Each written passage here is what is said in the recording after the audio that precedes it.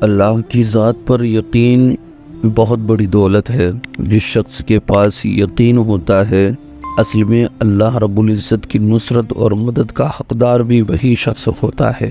اب صحابہ کرام کی زندگی میں دیکھیں گے کہ اللہ کی ذات پر کس طریقے کا ان کو یقین تھا۔ صحابہ کرام رضوان اللہ تعالی علیہم مجمعین میں اپنی جان، مال اور اولاد تک کو قربان کر دینے کا یہ جذبہ ان کے ایمان بالغیب اور یقین محکم کے ذریعے ہی تھا۔ وہ بن دیکھے ہی اللہ تعالیٰ پر اپنا سب کچھ قربان کیے ہوئے تھے۔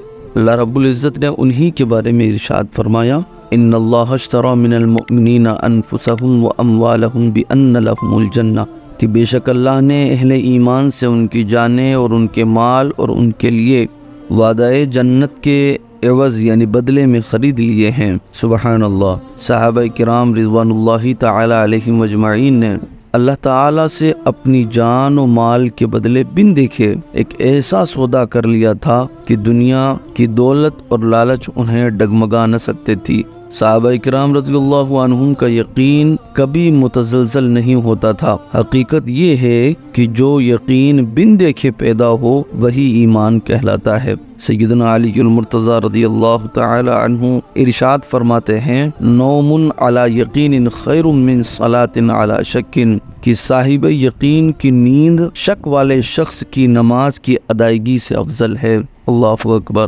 آج مسلمانوں کے اندر یقین کی کمی پائی جاتی ہے۔ اس یقین کی کمی کی بنیاد پر اچھے سے اچھے کاموں کے اندر فیل ہو جاتا ہے۔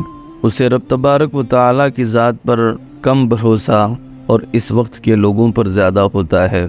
جب وہ لوگ دغا دیتے ہیں تو پھر اس شخص کو سمجھ میں آتا ہے اور وہ اپنی زبان سے یہ کلمات نکالتا ہے کہ اللہ رب العزت ہی حقیقت میں مالک ہے، وہ جیسا کرتا ہے ویسا ہی ہوگا۔ خیر، کوششیں ہمیں کرنی چاہیے ہر کام کے اندر، مگر یقین رب تبارک و تعالیٰ کی ذات پر پختہ ہونا چاہیے۔ وہ عبادات ہوں، چاہے دیگر افعال ہوں، چاہے دیگر معاملات ہوں، تجارت ہوں، کچھ بھی ہو، ہمیں اصلاً اللہ رب العزت کی ذات پر ہی یقین رکھنا چاہیے۔ اس کی ذات کا یقین ہی ہم سب کو ہر جگہ کامیابی عطا فرمائے گا۔ اگر اس کی ذات پر ہمیں یقین نہ رہا تو پھر ہماری سب کچھ یعنی ساری زندگی بیکار ہے۔ اللہ رب العزت ہمارے دلوں میں یقین کی دولت پیدا فرمائے۔